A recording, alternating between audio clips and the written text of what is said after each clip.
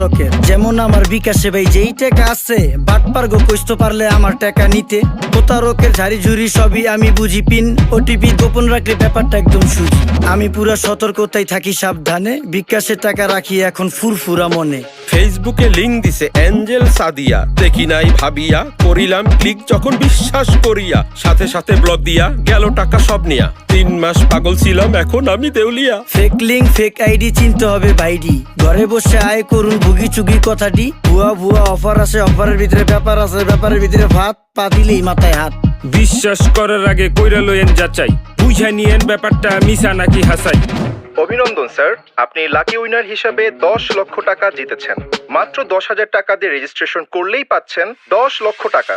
কি কইতাছে কাকা? টাকা কি গাছে ধরে, যাকে দিলে এমনি পরে? কথা তো একের কন, কোম্পানির দোষ কি কন? প্রতারিত হওয়ার আগেই হইতে হবে সচেতন। অনলাইনে নিজের টাকা করতে হইলে কি